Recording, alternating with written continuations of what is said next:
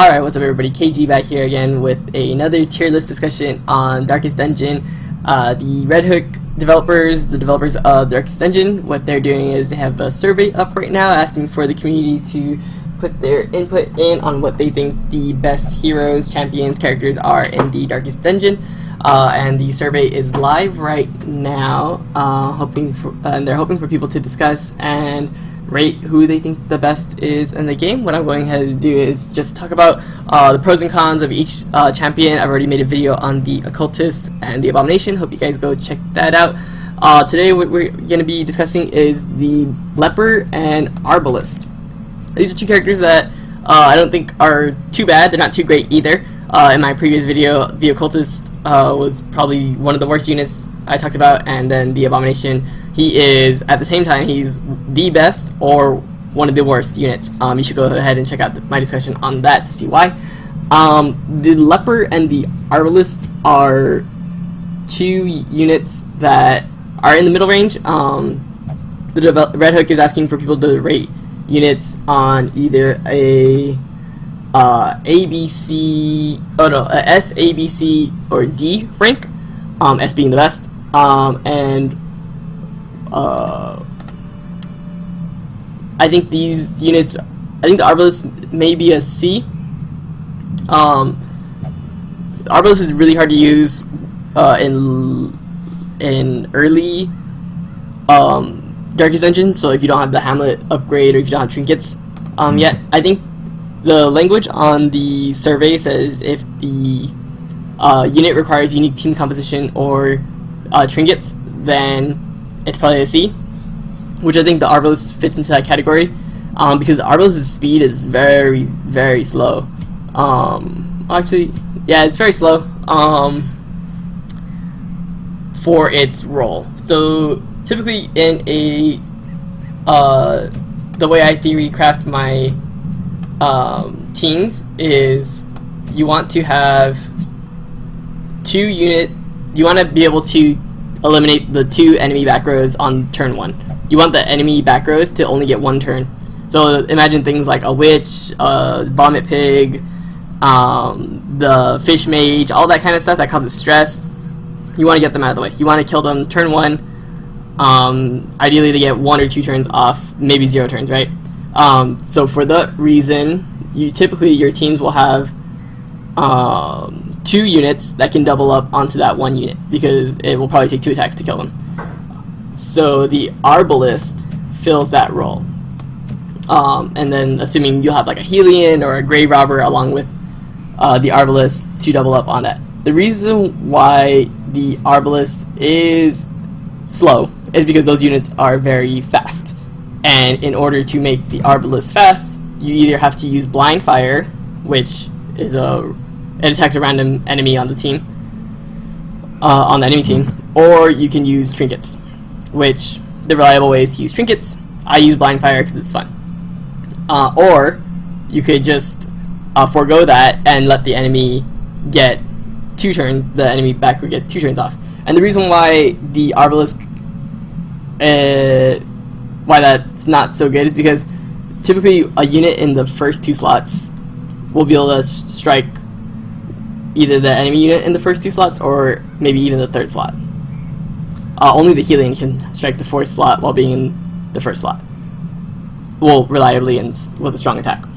So that it kind of constricts the Arbalest. Having the Arbalest on your team constricts your team options. It also constricts, you either have to Blind Fire, or you have to have a trinket that raises your speed, or you have to just take the enemy's stress attacks. So the Arbalest doesn't have the tools to be as good as some of the other units on the team. For example, the Grave Robber, I think, is serves a similar role to the Arbalest. Not exactly the same role, because Arbalest can heal and the Arbalest can mark and Bolo, and torch or rallying flare. But so they have very different skills. But in terms of fighting the enemy back row, Grave Robber and Arbalest kind of do the same thing, and I think Grave Robber is way better at it.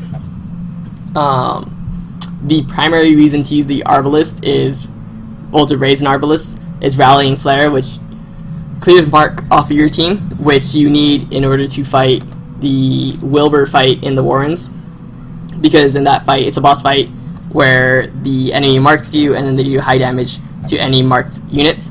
So the idea is you'll go with an Arbalest who will Rallying Flare before they can get their high damage attack off with the capitalizing off the mark. So that's pretty much the only reason to raise an Arbalest and to have an Arbalest on your team. The Arbalest does have really good camping abilities to heal. The only problem I have with that is that typically when I camp, I'm healing more stress than I am. I'm healing more stress than I am HP, just because of the way I play. It's easier to keep your HP high, but the stress is kind of more RNG because it's traps and everything else. Critical hits and whatever. HP is easy to heal, stress is harder to heal. So the Arbalest does have good camping skills, but one of her best ones, this one, the restring crossbow, minuses your speed. So it's like, I mean, it's a really good camping ability, and if it didn't minus speed, it'd probably be a little overpowered. But I think the Arbalest is so weak that it doesn't need that minus speed. Bolo is really bad because it's funny because it actually, imagine you're fighting two enemy champions, or like those humans with the knives, or those dudes with the headdresses. So you want to hit the one number 2 back to number 3, right? Because then that way they get to use their weaker skill when they're in the 3rd slot. But the thing is, because I don't know how the game is coded, and I don't know how this works, but it actually switches the enemy units. So the 1 slot will become 2 slot, and 2 slot will become 1 slot. What it should happen is 1 slot should become 2 slot, 2 slot should become 3rd slot. So the knockback effect is not even worth using. Bolo is only good because you hit 2 units for 50% damage, which means you're essentially doing a full powered attack, just spreading the damage around. Suppressing fire I've tried to use, it's not that good, it's not worth it, you're better off just getting damage on. And Battlefield Bend is really nice, it's a really good move. But yeah, for that reason, for requiring extra special loving care, I would rank the Arbalest as a C.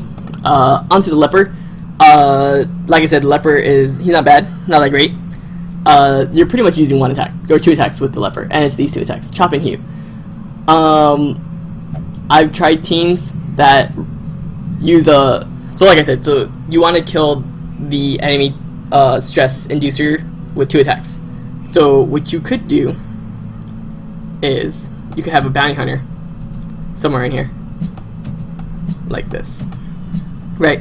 And you can come hither, and you can come hither to pull the enemy into line so that the Leper can kill him off.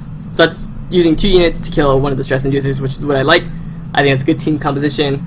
I think the Leper has a good risk and reward he does very high damage, he has low accuracy, and he can only hit the front row. That's fine.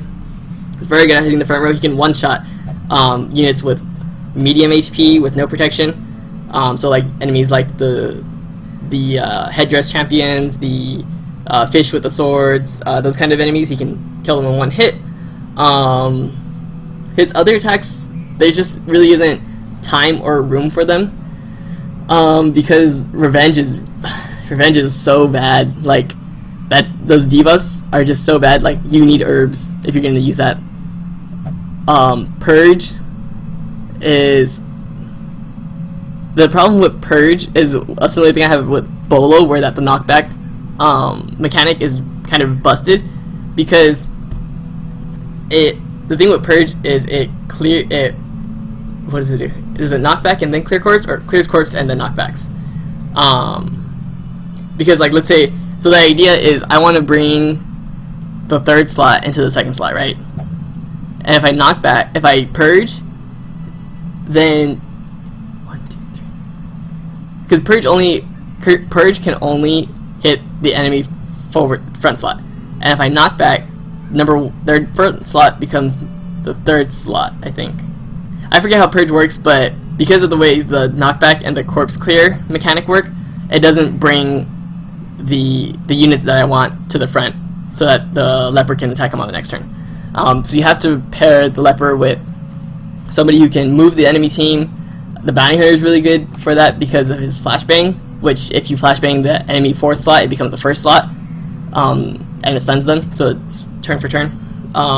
Intimidate is cool. The problem is the leper will take up your front or 2nd slot, which is your which is where you want your high damaging units to be at. So trying to use the leper as like a support class through debuffs is not optimal in my opinion. And then withstand and solemnity, they're both really good. Lets him function more on himself while your team can heal up themselves, and then leper can heal himself up as well. He doesn't need early on in Darkest Dungeon, he definitely needed plus accuracy, trinkets or buffs or something like that. Now he can function. I think they raised his accuracy since then. Let's see, 90. Oh, okay. Yeah, so he doesn't have too much accuracy difference between him and like a bounty hunter. Before it was really bad. He had there was like a 20-something difference between them prior. So you can actually, the trinkets that you put on him, they're not really. You have a wide range of customization. Whether you want to raise his speed, you want to raise his accuracy, you want to raise his attack, it's up to you. So for that reason, I think I place him as a B. And he can work on a number of teams. The only thing he can't be paired with is like an occultist, because the occultist's bleed chance will bleed the leper, has a chance to bleed the leper, whereas the occultist doesn't even have a chance to bleed the Helion. On top of that, the leper appreciates somebody who can move the enemy team, shuffle the enemy team. So I think the bounty hunter goes well with him. And then if you have the Arbalest on your team, then that's some mark synergy. Also, the Arbalest can debuff the enemy's dodge, adding to the leper's viability to hitting the enemy because of the not too bad but less than above average accuracy that the leper has. Leper's camping skills aren't too great. This one can minus a lot of stress and it raises accuracy, which is really good. So that's probably the best one. Besides that, nothing too great that I use regularly. And yeah, and then to finish this team off, he just added Vestal probably. Well, that does it for my discussion on the leper. I would rate the leper a B, the Arbalest a C, for the reasons of leper. I feel like his risk reward is proportional to his strength. Doesn't require too much. You don't have. He fits a lot of different molds. He's not pigeonholed into following a certain direction like how the occultist is or the Arbalest is. Arbalest does need some kind of team dedication, trinket support, whereas I feel like the leper can kind of function on his own, especially with the ability to heal his own stress and heal his own HP. I'll be keeping on going with these kinds of videos. I want to go through the whole entire cast, talk about who I think the best and worst units are. Go ahead and check out the links to the Reddit post and the Red Hook survey, and then let me know what you think of the leper and Arbalest and who you think the best units in the game are. Alrighty, well that does it for this discussion video. Let me know in the comments who you want to see next, and we'll keep on going with this. Talk to you guys soon.